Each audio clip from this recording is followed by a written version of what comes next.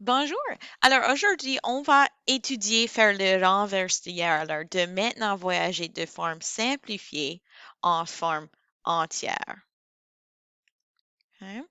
Alors, on va maintenant prendre cette 5 et le mettre sous le radical ou dans le radical. OK?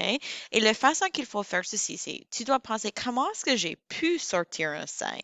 OK? Ce 5 était à l'extérieur du racine carrée parce que c'était là deux fois dans le racine.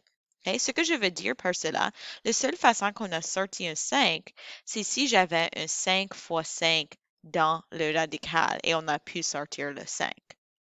Alors, pour le remettre dans le radical, on peut le remettre comme 5 fois 5 ou comme 5 carrés. OK? Et alors, ces deux choses sont exactement les mêmes.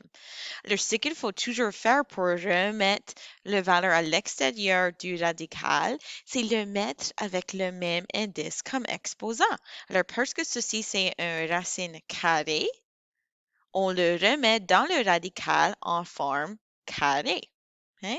Alors, ceci devient 25 fois 3 ou 75. Alors, la forme entière de 5 racine carrée 3, c'est racine carrée 75. OK, prochaine. Cette fois-ci, c'est une racine cubique. Alors, on a pu sortir le 3 parce que le 3 était là trois fois originalement.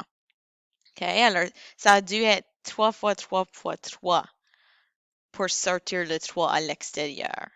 Alors, pour le remettre, on va mettre le 3 là 3 fois au cubique et on va laisser le 5. Souvenez, tu peux aussi l'écrire comme juste 3 cubiques fois 5 aussi. Cela va te donner la même réponse. Alors, 3 fois 3 fois 3, ça c'est 27.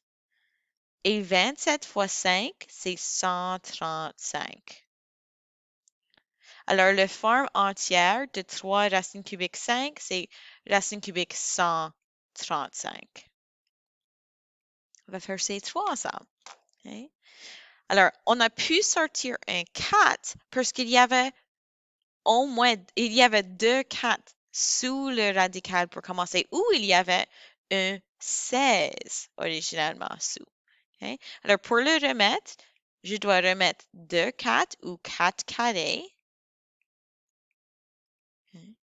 ou 16 et laisse le 3. Alors, ça va me donner 4 fois 4 fois c'est 16 et 16 fois 3, c'est 48. Alors, le forme entière, c'est racine carrée 48. Pour remettre le 3 à l'intérieur, parce que c'est une racine cubique, ça a dû être là 3 fois. Alors, je dois dire c'est 3 3 ou 27. Et le 2 reste. Souvenez, tu peux absolument l'écrire comme un cubique. Et ceci devient 27 fois 2, qui est 54. Et la dernière, ceci c'est un défi. Il y a un 5 là, alors c'est une racine cinquième.